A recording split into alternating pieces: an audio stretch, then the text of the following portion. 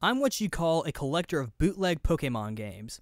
Pokemon Diamond and Jade, Chaos Black, etc. It's amazing the frequency at which you can find them at pawn shops, Goodwill, flea markets, and such.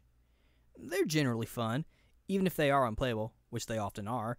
The mistranslations and poor quality make them unintentionally humorous. I've been able to find most of the ones that I've played online, but there's one that I haven't seen any mention of. I bought it at a flea market about 5 years ago. Here's a picture of the cartridge, in case anyone recognizes it. Unfortunately, when I moved 2 years ago, I lost the game, so I can't provide you with any screen caps. Sorry. The game started with the familiar Nidorino and Gengar intro of Red and Blue version. However, the press start screen had been altered. Red was there, but the Pokemon did not cycle through. It also said Black version under the Pokemon logo. Upon selecting New Game, the game started the Professor Oak speech, and it quickly became evident that this was essentially Pokemon Red version. After selecting your starter, if you look at your Pokemon, you had in addition to Bulbasaur, Charmander, or Squirtle, another Pokemon. Ghost.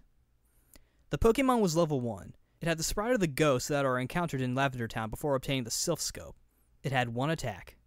Curse. I know that there is a real move named Curse, but the attack didn't exist in Generation 1, so it appears it was hacked in. Defending Pokemon were unable to attack Ghost.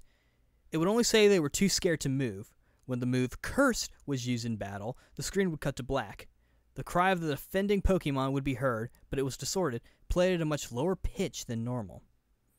The battle screen would then reappear, and the defending Pokemon would be gone. If used in a battle against a trainer, when the Pokeballs representing their Pokemon would appear in the corner, they would have one fewer Pokeball. The implication was that the Pokemon died. What's even stranger is that after defeating a trainer and seeing Red receive $200 for winning, the battle commands would appear again. If you selected Run, the battle would end as it normally does. You could also select Curse. If you did, upon returning to the overworld, the trainer's sprite would be gone. After leaving and re-entering the area, the spot that the trainer had been would be replaced with a tombstone like the ones at Lavender Town. The move Curse was not usable in all instances. It would fail against ghost Pokemon. It would also fail if it was used against trainers that you would have to face again, such as your rival or Giovanni. It was usable in your final battle against them, however. I figured this was the gimmick of the game, allowing you to use the previously uncapturable ghosts. And because Curse made the game so easily, I essentially used it throughout the whole adventure. The game changed quite a bit after defeating the Elite Four. After viewing the Hall of Fame, which consisted of ghosts and a couple of very underleveled Pokemon, the screen cut to black. A box appeared with the words, "Many years later," and then it cut to Lavender Town. An old man was standing, looking at tombstones. You then realize this man was your character. The man moved at only half your normal walking speed. You no longer had any Pokemon with you, not even Ghost, who up at this point had been impossible to remove from your party through depositing in the PC. The overworld was entirely empty. There were no people at all. There were still the tombstones of the trainers you had used Curse on, however. You could go pretty much anywhere in the overworld at this point, though your movement was limited by the fact that you had no Pokemon to use HMs. And regardless of where you went, the music of Lavender Town continued on an infinite loop. After wandering for a while, I found that if you go through Diglett's cave, one of the cuttable bushes that normally blocks the path to the other side is no longer there, allowing you to advance and return to Pallet Town.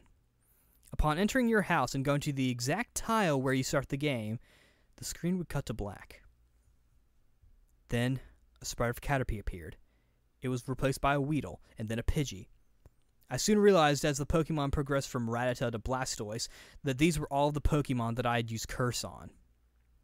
After the end of my rival's team, a youngster appeared, and then a bug catcher. These were the trainers I had cursed. Throughout this sequence, the Lavender Town music was playing, but it was slowly decreasing in pitch. By the time your rival appeared on screen, it was little more than a demonic rumble. Another cut to black. A few moments later, the battle screen suddenly appeared. Your trainer sprite was now that of an old man, the same one as the one that teaches you how to catch Pokemon in Viridian City. Ghost appeared on the other side, along with the words, "Ghost wants to fight." You couldn't use items, and you had no Pokemon. If you tried to run, you couldn't escape. The only option was fight. Using fight would immediately cause you to use struggle, which didn't affect Ghost, but did chop off a bit of your own HP. When it was Ghost's turn to attack, it would simply say, ... Eventually, when your HP reached a critical point, Ghost would finally use Curse. The screen cut to black a final time. Regardless of the buttons you pressed, you were permanently stuck in this black screen. At this point, the only thing you could do was turn off the Game Boy. When you played again, New Game was the only option. The game had erased the file. I played through this hack game many times, and every time the game ended with this sequence.